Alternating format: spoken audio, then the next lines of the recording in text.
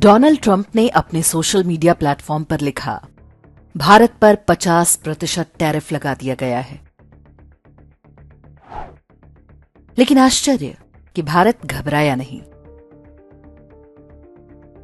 जब European union के साथ ऐसा ही हुआ था तो उसने विरोध किया था। जापान ने तत्काल बातचीत शुरू कर दी थी। चीन ने पलटवार करते हुए अमेरिकी सामानों पर शुल्क कई गुना कर दिया था। लेकिन भारत बिल्कुल शांत, कोई अफरा तफरी नहीं, रातों रात वॉशिंगटन जाने वाली कोई फ्लाइट नहीं, कोई आपातकालीन बैठकें नहीं। क्यों? नरेंद्र मोदी का अहंकार, अंधा राष्ट्रवाद या कुछ और जो बहुत गहरा है और हमें दिखाई नहीं दे रहा। वास्तव में इसके पीछे है 1 दशक से भी पुरानी एक योजना। मई 2014, साउथ ब्लॉक, दिल्ली। नए प्रधानमंत्री के साथ पहली ब्रीफिंग। एक महत्वपूर्ण अधिकारी ने बोलना आरंभ किया, सर, अगर भारत को भविष्य में महाशक्ति बनना है तो अमेरिका का दबाव झेलने के लिए तैयार रहना होगा। ट्रेड, टेक्नोलॉजी, तेल, सब पर दबाव आएगा। हमारा असली दुश्मन चीन, अमेरिका या कोई देश नहीं। हमारा असली दुश्मन है अन्य देशों पर हमारी निर्भरता। व्यापार पर अधिक शुल्क, प्रतिबंध, डॉलर का दबाव, रक्षा सौदों की शर्तें और भी बहुत कुछ। कमरे में सन्नाटा छा गया। प्रधानमंत्री ने पूछा, हल क्या है? उत्तर मिला, अगले कुछ वर्षों तक किसी भी जोखिम से दूरी बनाना होगा। चुपचाप अपना दबदबा बनाना होगा। अमेरिकी विरोध नहीं, बल्कि भारत पक्षीय नीति अपनाना होगा। खाड़ी देशों और अफ्रीका से रिश्ता मजबूत करना होगा। साथ साथ में बैकअप सिस्टम बनाना होगा। अपने आसपास के समुद्री क्षेत्रों पर नियंत्रण मजबूत करना होगा। हम विश्व का सबसे बड़ा बाजार हैं। अपनी जनसंख्या को कमजोरी नहीं बल्कि शक्ति की तरह प्रयोग करना होगा। योजना बन गई और अगले 10 साल तक चलती रही, कदम दर कदम। वर्ष 2014 में मेक इन इंडिया की शुरुआत हुई। 2015 में कतर के साथ गैस समझौता नए सिरे से किया गया ताकि ऊर्जा की उपलब्धता संकट न बने। 2016 में यूपीआई लॉन्च किया। पैसों की लेनदेन में विदेशी माध्यमों पर निर्भरता समाप्त। दूसरे देशों को यूपीआई प्लेटफॉर्म पर लाने का काम शुरू। 2017 में जीएसटी से एक देश एक बाजार का लक्ष्य पूरा किया। 2018 में ईरान पर अमेरिकी प्रतिबंध से सबक लिया। भारत को वित्तीय रूप से सुरक्षित बनाने की रणनीति पर तेजी से काम शुरू हो गया। 2019 में नई इलेक्ट्रॉनिक्स नीति लागू। अब केवल असेंबलिंग नहीं करना है, तैयार प्रोडक्ट और पार्ट्स भी बनाना है।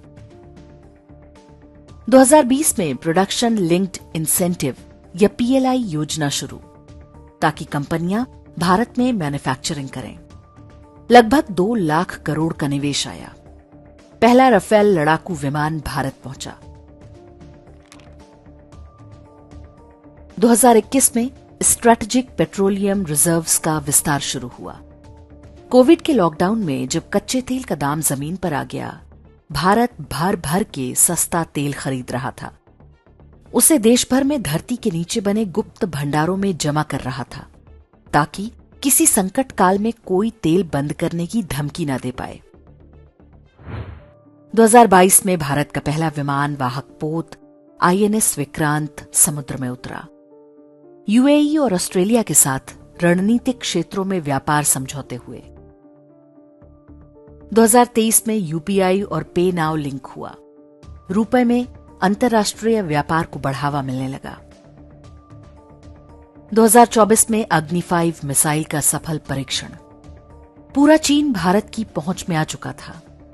एक ऐसा देसी प्रक्षेपास्त्र जो किसी भी देश की एयर डिफेंस सिस्टम को भेद सकता है। इसी साल ईरान के साथ चाबहार पोर्ट डील पर हस्ताक्षर हुए।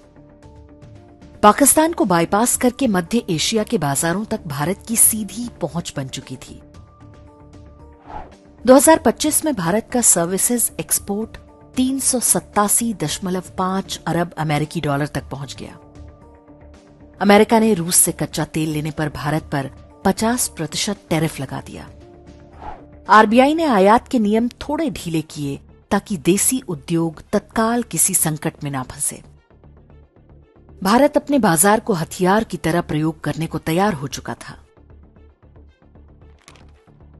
ये अहंकार नहीं था, ये वो कवच था जिसे भारत बिना किसी हड़बड़ी के बहुत आराम से चुपचाप अपनी 140 करोड़ जनता की रक्षा के लिए बना रहा था। 2013 में भारत की जीडीपी 1.86 ट्रिलियन अमेरिकी डॉलर थी। 2025 में भारत की जीडीपी 4.19 ट्रिलियन अमेरिकी डॉलर हो चुकी है। भारत विश्व की चौथी सबसे बड़ी अर्थव्यवस्था बन चुका है। पीपीपी या परचेजिंग पावर पैरिटी यानी क्रय शक्ति समता के हिसाब से भारत की जीडीपी 17.65 ट्रिलियन डॉलर है। यह अमेरिका और चीन के बाद तीसरे स्थान पर है। विकास दर 6 से 8% के बीच है, जो विश्व में सबसे अधिक है। वर्ष 2014 के बाद भारत में 300 बिलियन डॉलर का विदेशी निवेश आया, जिसमें से 81 बिलियन डॉलर अकेले 2025 में आया। गरीबों की संख्या पहले की तुलना में आधी हो चुकी है। अर्थव्यवस्था स्थिर है। निवेशकों का भरोसा लगातार बना हुआ है। ये यात्रा इतनी भी सरल नहीं थी। एक भारतीय के रूप में हम सब ने इस लक्ष्य तक पहुंचने की कुछ न कुछ कीमत अवश्य दी है। पेट्रोल, डीजल समेत कई वस्तुओं और सेवाओं के लिए अधिक मूल्य चुकाना पड़ा, बहुत टैक्स देना पड़ा, लेकिन वो सब जिसके लिए था वो यही है। और अब अमेरिका परेशान है।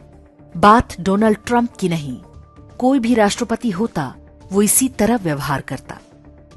अमेरिका और पश्चिमी ईसाई शक्तियां बेचैन हैं कि अब भारत में उनका कोई गुलाम गवर्नर नहीं बैठा है। अब यहां उनकी डोरियों से बंधी कठपुतलियां नहीं हैं। रही बात टैरिफ की, अब भारत एक योद्धा की तरह है, जिसके हाथों में शस्त्र और शरीर पर कवच है। अब ये कोई गुलाम नहीं जो अपनी बेड़ियों के अंदर छटपटाता हो, जिसे स्वतंत्र होते ही नेहरूवादी समाजवाद में बांध दिया गया हो। अब हम सहज दिखते हैं। अब हम घुसपैठियों से अपनी धरती की रक्षा करते हैं, अपने समुद्रों की रखवाली करते हैं। चोरी से हमारे आसमान में घुसने वालों को धरती पर उतार देने की शक्ति रखते हैं। और हमारी आर्थिक शक्ति अब किसी औपनिवेशिक शक्ति द्वारा मिलने वाले दान की मोहताज नहीं। हां, मोदी को इस सब का श्रेय नहीं मिलेगा। उनकी आलोचना होगी, उनका उपहास किया जाएगा। लेकिन बीत चुका वो कालखंड, उस कालखंड के कष्ट, वो सब उस भट्ठी की अग्नि थी जिसमें तपकर हमारी हजारों वर्ष पुरानी सभ्यता और भी निखर कर सामने आई है। मोदी तो निमित्त मात्र थे। और अब प्रश्न ये है, जब भारत झुकता नहीं, जब प्रतिबंध असर करते नहीं, तो षड्यंत्रकारी शक्तियां क्या करेंगी? क्या वे चुपचाप तमाशा देखेंगी?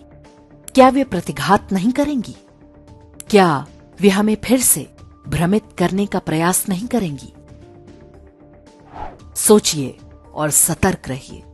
आने वाला समय और भी अधिक चुनौतियों वाला होगा।